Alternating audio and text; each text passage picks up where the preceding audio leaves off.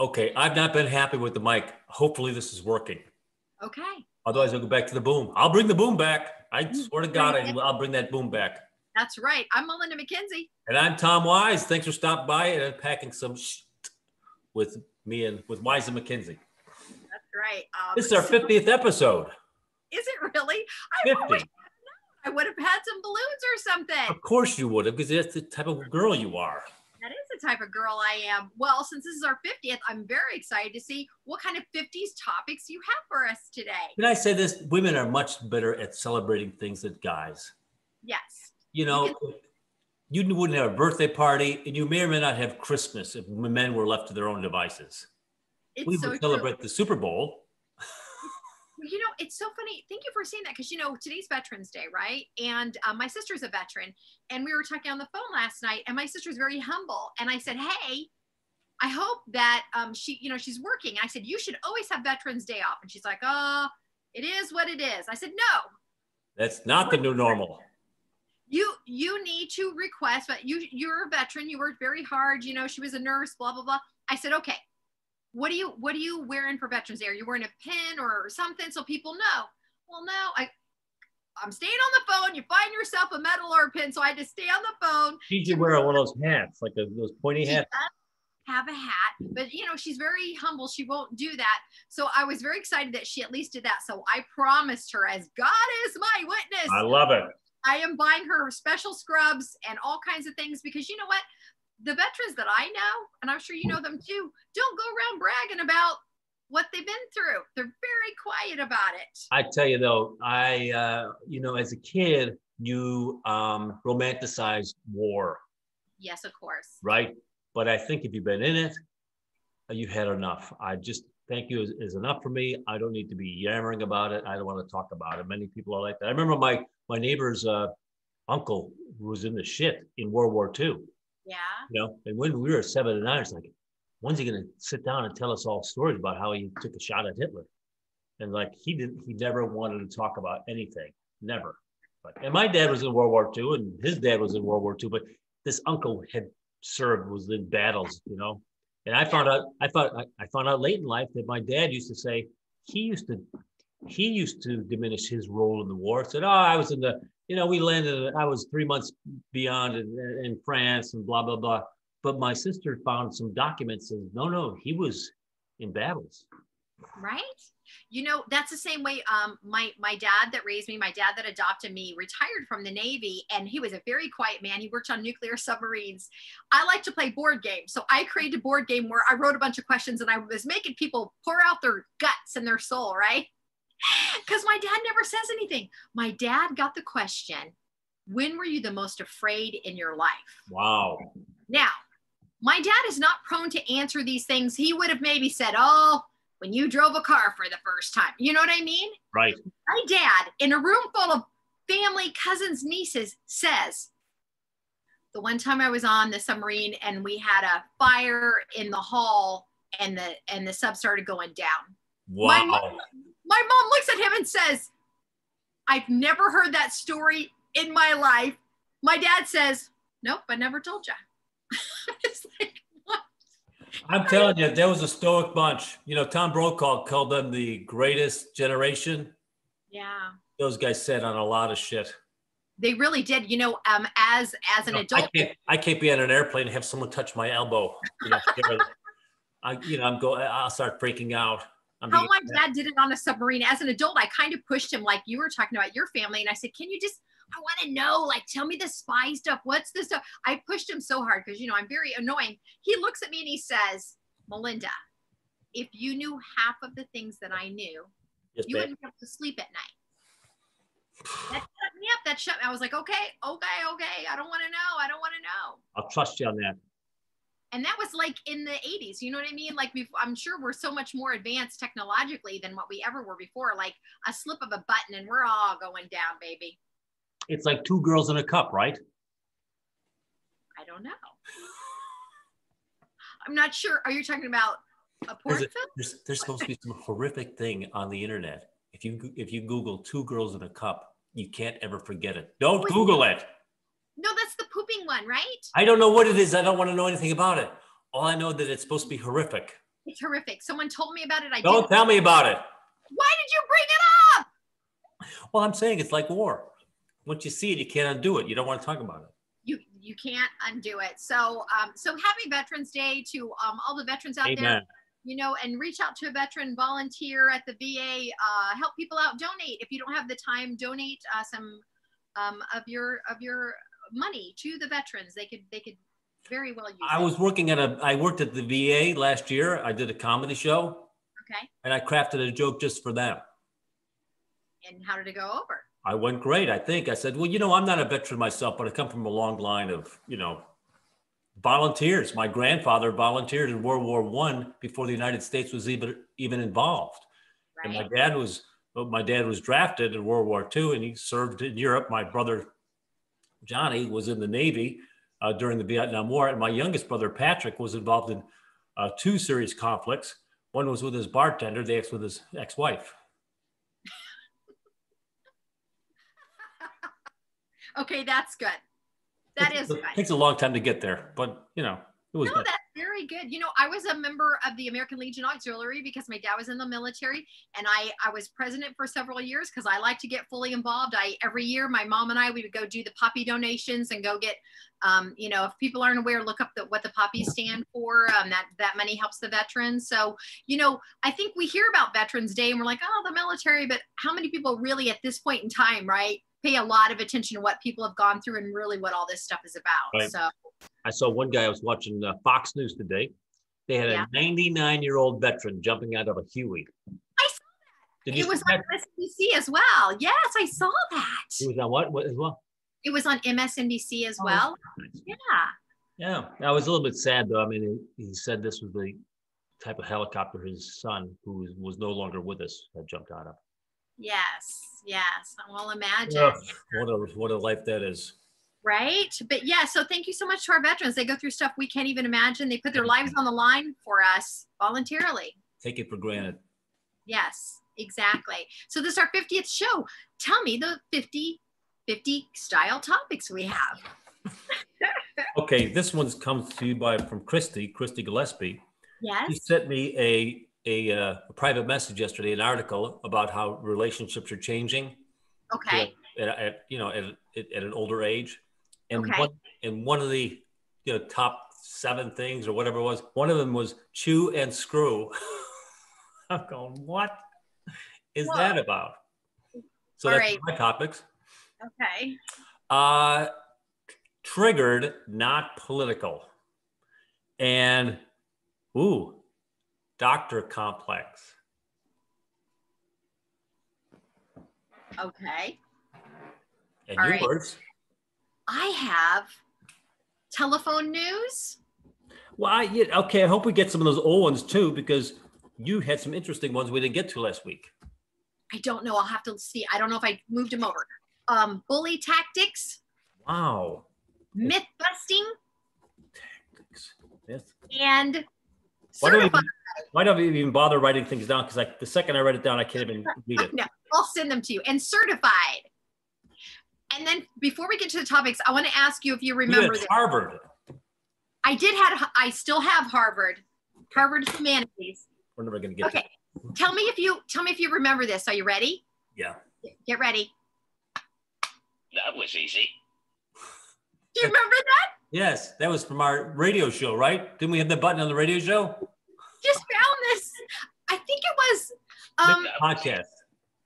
I think we used it. We did use it during our What a Show. But what was this from? Isn't this from like a Staples? Yes, I couldn't remember what it was from. So I remember using this and irritating my kids and stuff when they would, want something and I would want to irritate them and they'd ask me a question and I'd tell them, that was easy. I love stuff like that. Nice. So, okay, let's go to your what's the number one topic? By the way, the mums are dead. I killed them all. Either I watered them too much or I didn't water them enough. Well, congratulations. Yeah, that was easy. Can you hit the that was easy button? Yeah. I was loving those things for so long, and I either put too much water on them or I didn't water them enough, and now they're all dead. I'm not great with plants, so I understand. I spent hundreds and hundreds of dollars when we moved in this house, filled the house with plants, and little by little they started dying. We bought new soil. We bought this for that, that for that. Forget about it. Get out of here. I should have done an A/B test. One, I should have watered, the other not, or what I think I should be doing. And the other one, I don't know. You have time in your life to do an A/B test on your flowers? Yeah, I got to water them anyway. Might as well test. What's the percentage of water you would use? I don't know. I would overwater one and underwater the other and see what happens. Okay. You think in numbers? I'm just curious, like 30%? Well, I was surprised. I mean, the vegetables I've had growing, I got tomatoes, hot peppers, and sweet peppers. Those things take a lot of water every day. Are we keeping you up? I don't care about growing vegetables. I mean, I put a gallon of water on those tomato plants every day. A gallon of water. It is very cool to grow your own stuff. I don't have the knack, so these are all pre-started and semi-matured things I get from Costco. Yes. Costco was mentioned again because clearly Tom has got some kind of Wall Street money. No, I bought my brunch bacon yesterday from Costco. I reloaded. Look at these flowers. I think these things were like. No, they're really pretty. They were like $9. Now, Tom, just for the people that are listening, when you say your brunch bacon, you got to explain why, not the history of it, but what the story is with the bacon, because it works out pretty well. We don't got to talk about the history of it. You just said tell the history. Tell why you do it, not where it came from. Well, okay. Don't make war, make love. Okay, Tom.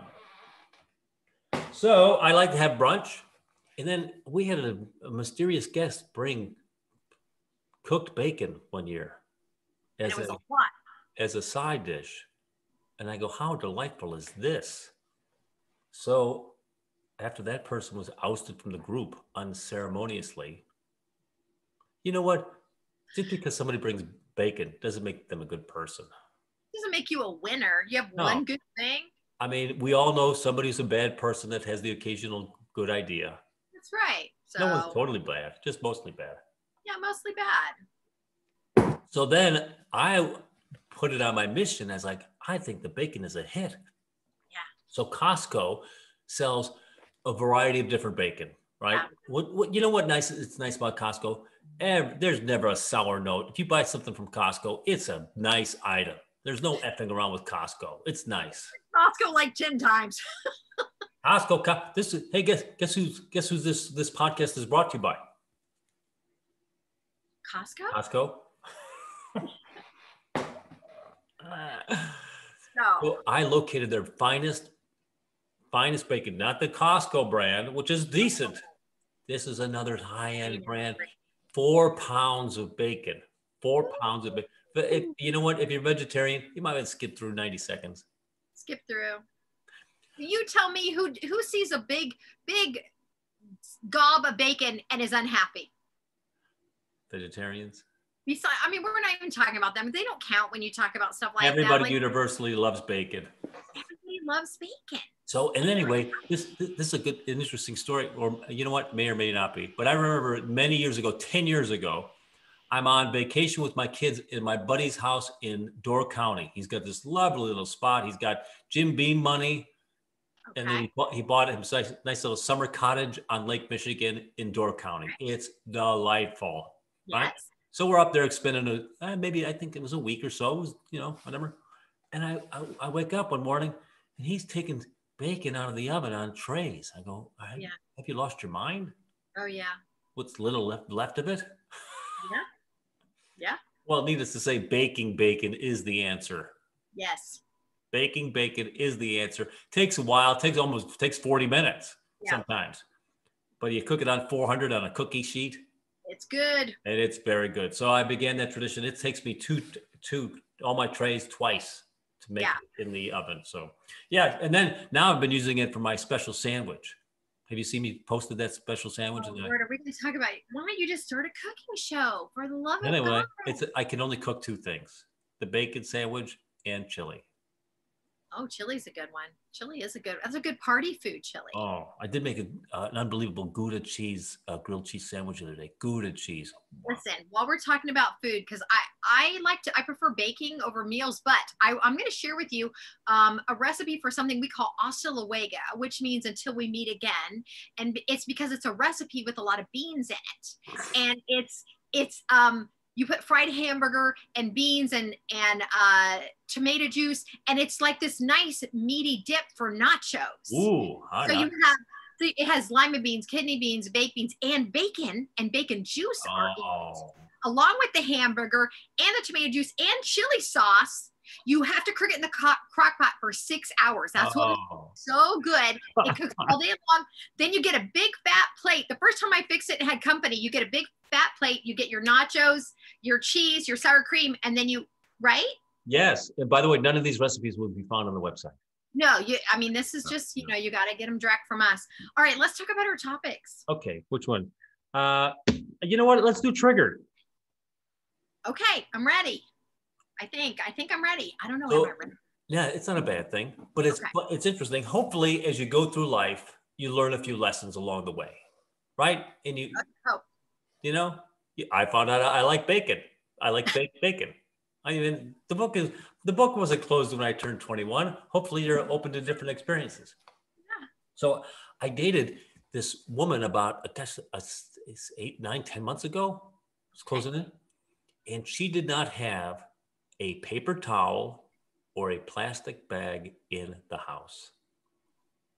Ooh. She knitted a sponge. All leftovers were stored in glass containers, many with metal screws, metal tops. And I'm like, yeah, all right, I can be on board here. I could get up the train. I'm impressed with people that actually do follow through on those things, right? And they are, walking the walk, walking the talk, living the blah, blah, blah, blah. Fill in your own rhyming thing. Yeah, doing that. Allow me to suggest walking and talking. So now whenever I'm in the kitchen and I make those crazy sandwiches, it's got avocado, peppers, hot peppers, sweet peppers, tomatoes, and, I put it all in a glass jar. Oh, look at you! Or kind of a glass bowl with a permanent lid, and I purposely now try to avoid plastic bags. Although I do use them, but I try to go. And then of course I think about her a little bit when I do this because it's. That's what I'm saying. What a nice bonus of dating that you pick up the good traits and you utilize them in your life. I need to start doing that.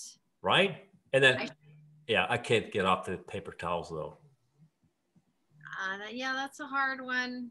Hard one. But paper towels weren't a thing in my house when I was growing up. I guess we did dish towels and stuff. Everything was laundry. We didn't have a lot of disposable. When did paper towels become popular? Late 60s? Probably the same time they created ring around the collar. They just make up a bunch of stuff, so you have to buy extra stuff. I know my dad famously my dad never made, I'm not kidding you, he never made $20,000 a year in his life. Died before 1980. Okay. And, but he still had money to invest. 8 kids, private school until you hit college. You were told you're on your own in college. We're not doing anything. Yeah. Maybe fill out some grant forms for college, but that's about it. How did he do that? Well, and I will say this though, times are different. Yes. They very clearly say you can no longer have a regular job and go to college and pay your mortgage and have a car. Okay, well, the house cost about $14,000 when he bought it in 1958. Right. So his salary exceeded the cost of his house. So if you're living in a $800,000 house right now, guess what? You probably don't have a $800,000 job. Right. So the numbers work a little bit. In high school was $600 a year for the first kid, $300 for the next kid, and then everybody other kid free. So there were some breaks going to Catholic schools and Catholic churches and stuff like that. Do you remember when you were in high school how much gas cost? I think it's around 50 cents, 30 to 50 cents. Yeah, I remember because I had to work for it, I had to pay for it, and I remember like cracking out $1 going, oh man. Gotta pay for this. I remember, you know, you drive your, you know, a dollar's worth meant something. You could get somewhere. Yeah, no, it's true. It's very true. I have to admit, I stole a little gas. Don't tell anybody. When I was working at the gas station, every now and again, I put, you know, a dollar or two in my car. Hey, I just took off my false eyelashes. Did you even notice I did that? I can't even look at you anymore. It was really Can you turn your screen up, please? It was really bothering me, and one felt like it was going all crazy. But here's the thing about false eyelashes. I know guys don't know anything about this stuff. I have those magnetic ones, the Moxie ones, which ladies will know about this. So you put on magnetic eyeliner, and then you put these on. But the thing about the magnetic ones are, once the magnet gets loose, they're just like flopping around, and it was bothering me so much. So I apologies to anybody that's actually paying attention. Just go past that part. Listen, Tom was just talking about math. So when you talk about math and I start to go like this, just skip past it because I don't want to discuss you, because basically I just peeled off my eyelid. Can we use you to track true north if we're ever lost in the woods with your magnetic eyes? Well, let's hope so. They've got to like what? They got to be good for something. And I love the little false eyelashes. I think they're so pretty, but you know what? I guess I need to stop. Look at these, how big they are. And they say that that's the type of item that usually people say to me that, oh, you know what? I should have been. How about magnetic lashes or something? I've heard those over the years. Oh, look at that. Tom, look at the difference between no and yes. Here, let me just say, yeah. Oh, ooh, look at that. Oh. So, anywho. So do you have anything like that in your past that you associate with an old boyfriend, like the way that he folded his napkin or the way that he ironed a shirt or something like that? Have you get anything from any man at any point in the last 38 years? Every relationship I've had, yes, absolutely. I find people incredibly interesting, and I love to learn about other people. I'm trying to think if there was a big thing, because my thing is like words and talking, and I love philosophy and how people work the way they do. So I'm always very intrigued by smart guys and guys that want to have conversations about, you know, so the answer is no. I mean, nah, not really. It was funny. I was looking at the next woman I dated right after that other gal. Yes. And I'm like, really? You're gonna put something in a plastic bag? Oh. Really? It just in my mind. It's like, oh, look at all these paper towels. Huh? A real sponge. Who are you? I got to think about that. We'll do that on another show. Let's do a topic on another show about the best traits we learned from people we dated. Okay, and then plus already you've indicated there won't be very much. That would be a short show. You know what? No, I'm sure they're there. I can't think of them right now. We still have to do our archive show, our, tell the super old great grandkids show that we talked about. Remember that we talked about that 2 months ago? Yeah, we got to, you know what? You and I got to follow through on some things. We've got some things to do. All right, give me your next topic, ma'am. Okay, how about, do you want to talk about Harvard Humanities? Whatever you want. It's 1/8 your show. I'm trying to see if there's anything super sexy on here, because I do like to do sexy talk. Okay, I'm just going to choose, since I brought up Harvard Humanities. So I'm sure you know this, Tom, and I feel like you and I have talked about this. Harvard has offered free online classes. Yes, here we go. So I have to honestly say, as someone who was, when I was in my younger years looking to go to college, I honestly never considered Harvard. And I can't tell you why, other than I had very low self-esteem. In my book, Harvard was a very elusive, not only for rich people, but so much smarter than me. I never considered. And you're right. And I'm finally right about something in Tom's book. Finally made it. Finally. But the whole point is, I wished I would have given myself more, at least tried. You got nothing to lose by trying, right? And even if you got rejected, you still have a letter from Harvard, right? Like I should have tried, but I didn't try. So now that I'm an adult and I understand things better, I started looking into it. So I have signed up for my first humanities course at Harvard University. It's free, right? Or almost free? It is free. However, if you want a certificate, it is like $45, which I will give you $45 for a Harvard certificate. How many fake, religions have I started that came with a certificate? How many times did I buy a square inch of Scotland so I could be now a duke or a lady? Right. And, you know, so I'm very excited about it. I would love to. Oh, by the way, you finish the thought. Go ahead. I'm sorry. No, I was just going to say, I challenge you to look up the list and see what you would like to sign up for. I like that. That's a great idea. That's a wonderful idea. Yeah. And that link will not be on the show. That link to nothing will be on the show. Although you can send me the link, I can put it in the notes. Yeah, we can put it in the notes. Anybody can look it up though. Harvard is there's so many choices there, and how exciting that you can do this online for yourself, especially if you're home now and you have more downtime. You know, so I'm super excited about. I told you no more dogs. I know, man. Listen, she's going back to the vet on Friday. She's been struggling. I hate to say, she's had some happier days. So I'm hoping for the best on Friday. I'm secretly giving her treats while we're talking so she won't cry. Nice. That's what I'm doing. He got you trained. So while we're talking about Harvard Humanities, I do want to do another little plug. Are you ready? So my friend Rhonda. I told you no plugs. A plug. I'm plugging right now. Costco. My friend Rhonda is the professor of health and director of suicide prevention in Idaho at Idaho University. So through knowing her, she talked about and asked me if I wanted to take a QPR course. Do you know what that is, Tom? QPR? QPR.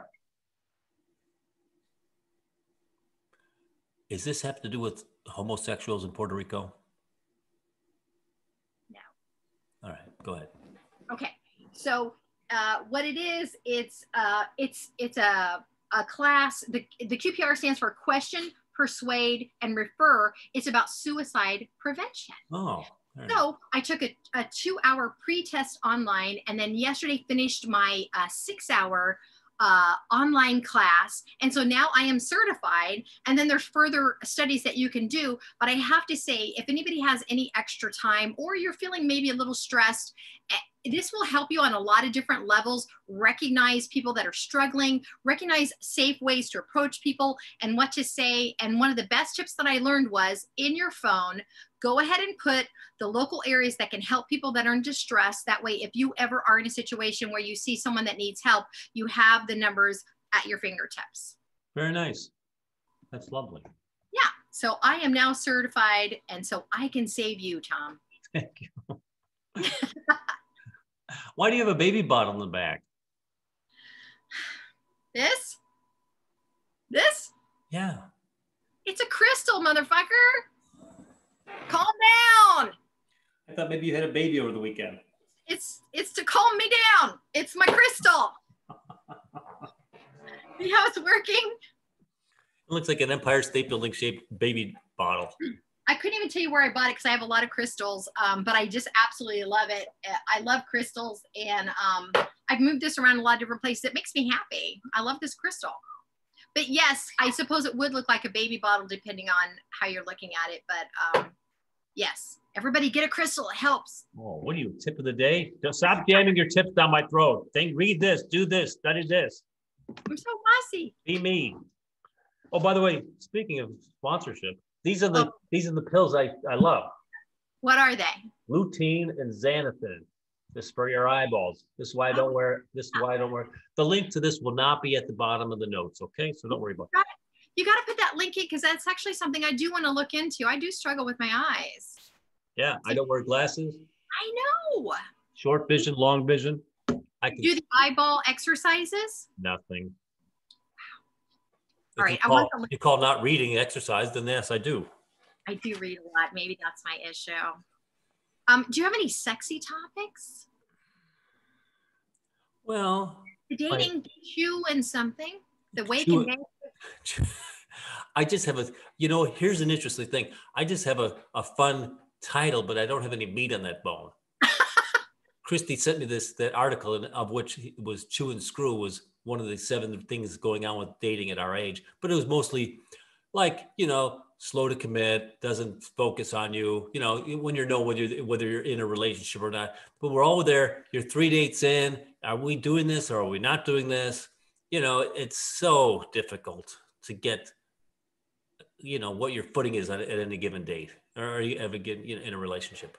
Right? Do you think it's more difficult at our age to date, I think now, because right now, I mean, let's say you and I are dating, right? We met on a dating app. Well, Right. I might have 4 of the women going on. You might have 6 other guys. You don't know where you're at with anybody. That is very true. And yeah, okay, I'll talk to you in 7 days.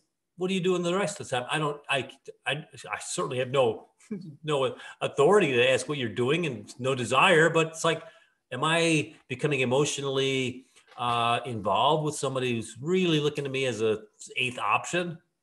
Yeah. It's hard to think about that, right?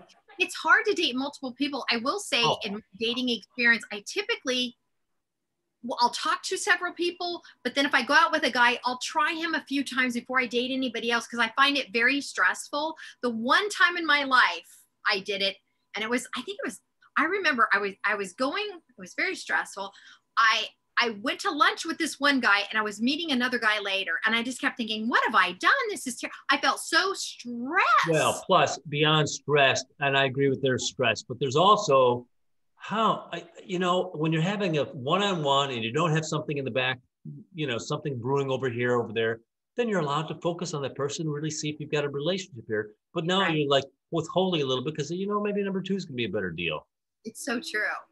Well, what's the answer? You know what I found works with me sometimes is if all of a sudden, like a couple of interesting women might pop up in my, purview. If you Yeah. tell the second woman, say, hey, I just started dating this one gal and I'd like to give it a try. And would you mind, before we start to see how A does? Because I don't even know you, because I can't make a comparison. I can't make a judgment. All I'm doing is, and I find that women will be very receptive to that. I would be receptive to that as well. So you say, I haven't met you yet, Right. but I've dated, I'm starting this other girl, so I just want to be fair. Okay. Right. Like, because on Bumble, if you don't respond in 24 hours, she disappears. Right. Okay. And so how often does that happen where one doesn't work and you go to 2 and they're like, yay, let's try this now? I don't know that it's ever manifested itself because B is off to somewhere else by the time, 3 weeks later that A doesn't work out.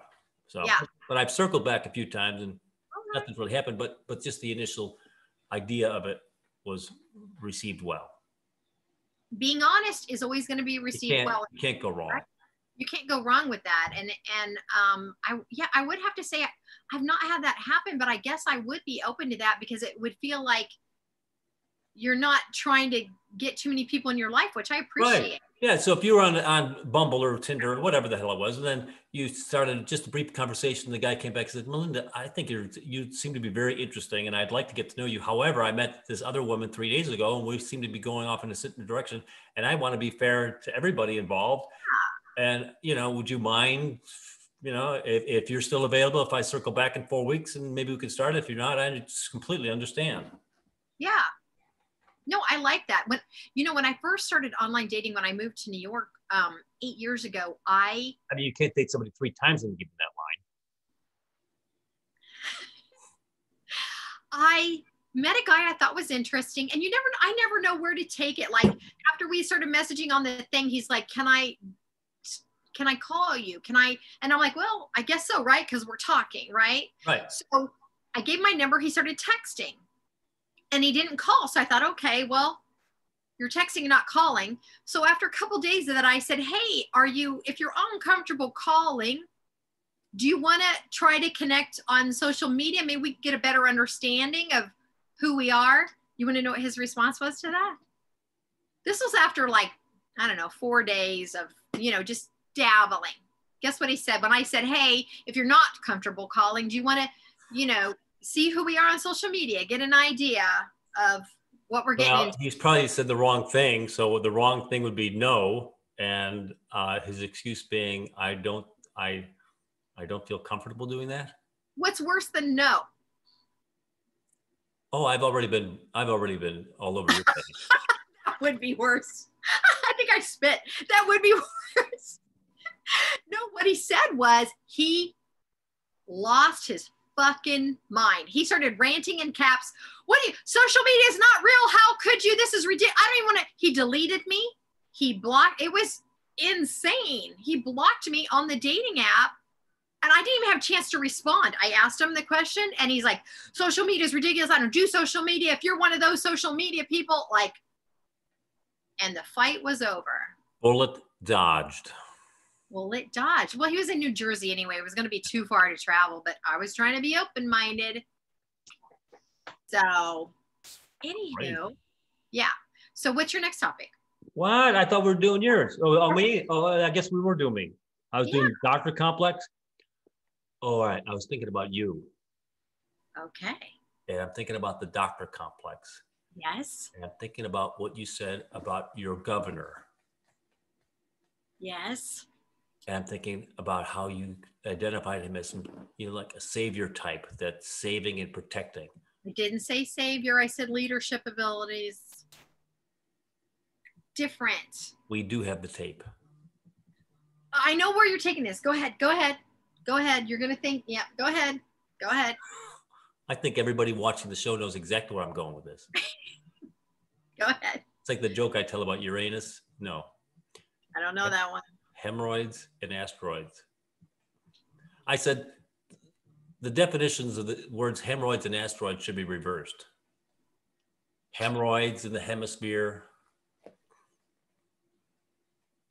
Gotcha. You guys can finish that, right? Yes, gotcha. I allow everyone to finish that joke themselves.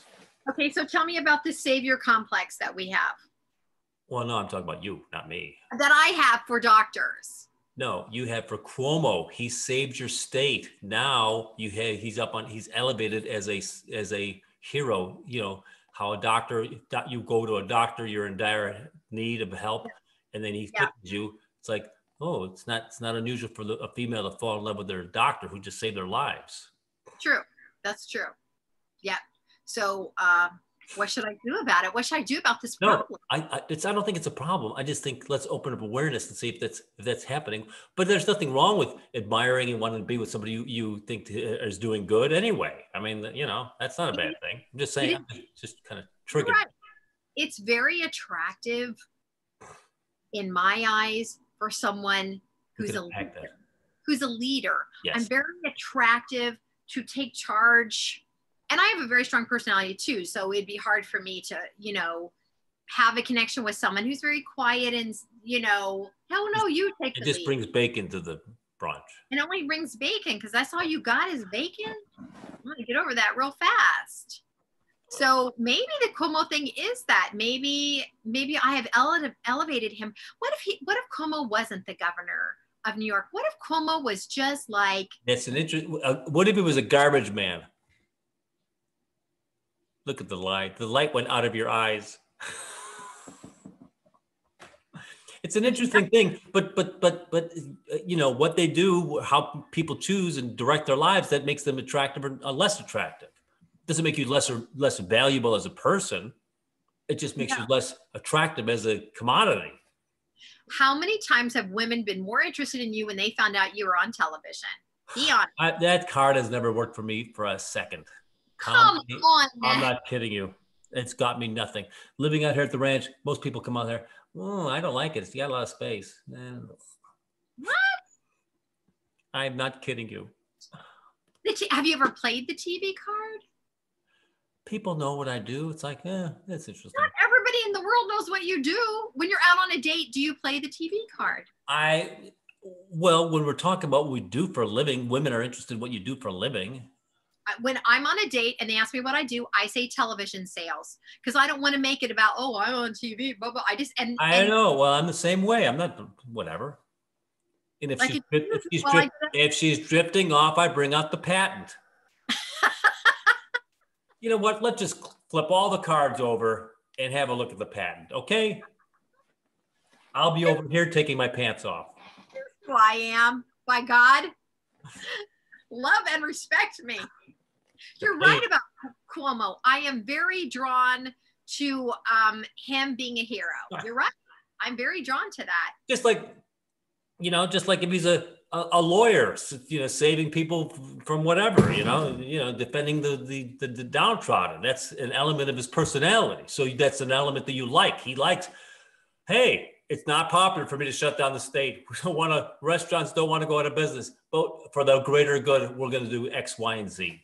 I'll take the bulk bucket of shit when they start saying I sent people back to old folks' homes and they were dying by droves and I made the mistake. I'll accept all that. I'll not that I'm going to say that you're right, but I understand slings and arrows are coming my way.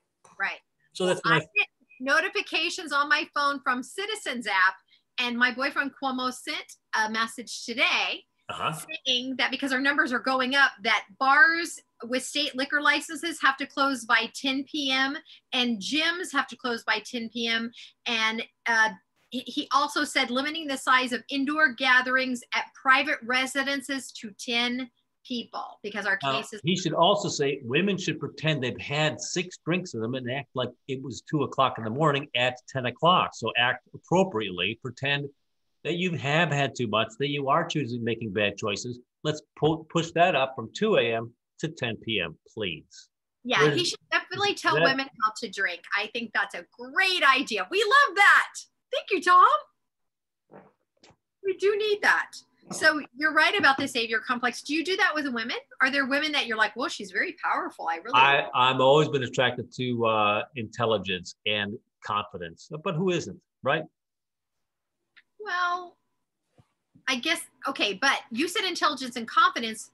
Don't try to distract me with those flowers. What I'm talking about is the savior complex. Would you date a woman that you know is more powerful than you, has like a better job than you, makes a lot more money than you? That's a good question. Now, if I'm flopping around, because I've been up and down in my life. Certainly when I first started, I was driving my dad's old station wagon and selling literally accident insurance door to door, making no money. I've also sold office equipment for years. I made $11,000 a year at my peak. Yeah. So at some point I'm like, a powerful woman's not going to pick me out anyway. But if I'm in a position of like, I'm fine in my world making, a comfortable living and I'm spending for myself and I'm happy with me. And she's, you can marry a dentist that's making $300,000-$400,000 a year and just, supersizing everything. But if a woman doesn't want a man lording their success or wealth over them. And I wouldn't be attracted to a woman who would lord her success or wealth. But no, I think please make $1 zillion. Let's have fun. Do dentists make $300,000 to $400,000 a year? Are you serious? Well, you want to do a do-over?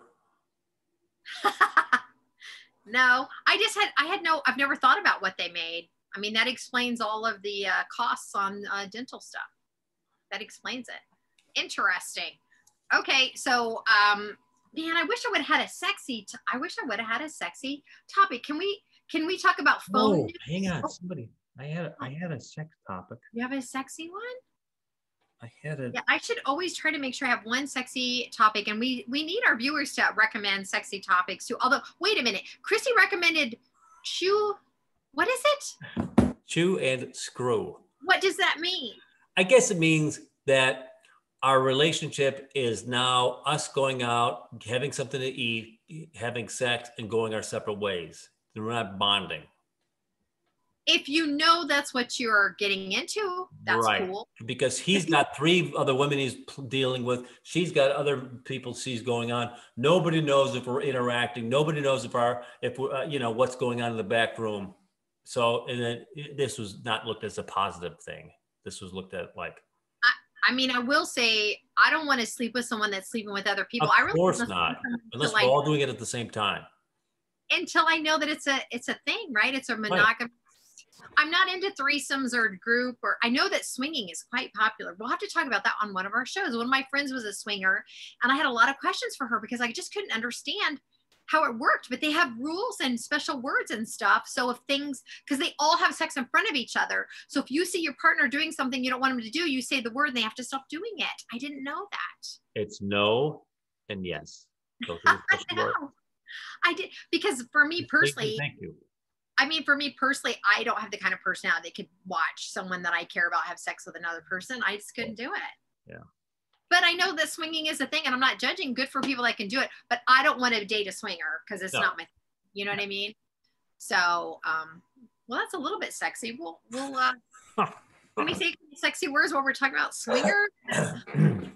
Topics. What are the topics for swinging? Is it a whole like subset? Like, how do you find each other? How do you know? I don't know. Why are you trying to draw my private life into your crazy circles? Look how Tom suddenly doesn't know anything. Suddenly Tom is out of the game. Swinging like on a swing? Swing? I don't understand what you're After saying. we did 3-year-old at the park? What? Yeah. Oh, definitely it's a thing, especially here in Florida. The topic is old boobs. Although it might be more of a wrinkly, leathery, spotted cleavage thing, the boob itself might be supple since it's out of the sun. That said, I do notice a lot of older women not wearing bras, and they obviously have the whole nipples pointing towards the floor issue going on. Who the fuck wrote this? What kind of an asshole? First of all, if you don't own boobs, shut your fucking mouth. You have no right. This was a boob owner. Was it? Was Yeah, it? It was. Okay. All right. I asked for sexy topics. I reached into my bucket of topics. Well, you know, here's the thing about boobs. By the time you're a senior citizen, I would imagine you care about less and less about what the world thinks. And I've seen plenty of older women not wear bras. And it's because women don't, you know, from Amy Vanderoff being on the show. Oh, you're at 9. What? You were at 9. You Look at how you use the number. Maybe I'm not at a 9. Maybe I'm at yellow. You're at red line. That's red line. You know what? So maybe those women aren't wearing bras because they're over it. They don't give a shit what anybody thinks or who looks at their boobs. For that. But what about the breast itself, though, if it's not exposed to the sun? Well, it's definitely going to protect it and keep it safe from all of the There you go. There's stuff, right? Right. I don't know. I thought of it that way. Have you ever been to a nude beach? The short answer is yes, but it was the Lido Beach in Sarasota. I was 27, you know, and there was one woman that was nude or topless. So That was it? Yeah, that was like on a Tuesday at 4. See, and I don't know a lot about. I was there I think I was there with my mother or my sister. We were there kind of in that area, and we popped over there. On accident? Well, because the north side of Lido Beach used to be topless and the south side was not. So we were at the beach like, what? Here we go. Nude. Could be, there was a sign or something. You know, it's legal in New York City to go topless as a female. It's legal. God bless Governor Cuomo for pushing that through. See, my boyfriend is so smart. All right. We're stretching now. Unless you got a topic, we're going to have to say goodbye. Well, no, because all of my... Don't tell me no.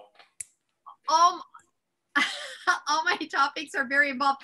I will say this is our 50th show. I'm very proud of us. I think we've had a lot of fun, and I really love hearing from people that watch the show, and keep it coming because we have Amy Vanderoff from The Real Housewives who's going to start promoting us and talking about us. She was on our show last week, who's super funny. If you have a guest you want us to have on the show, let us know. We're going to get Adam on the show. Yeah, we are. Adam Carolla. Yeah, Adam Carolla. I'll get some guests lined up. We'll get more guests next week. This is a variegated lemon off of my fruit cocktail tree. I'm going to miss this son of a bitch when I move. Oranges, lemons, limes, grapefruits, all on the same tree. Very nice. Plan a new one. My name's Tom Wise. I'm Melinda McKinsey. Thanks for unpacking your shit with us today. Yay for episode 50. And that's another one in the can. Thank you.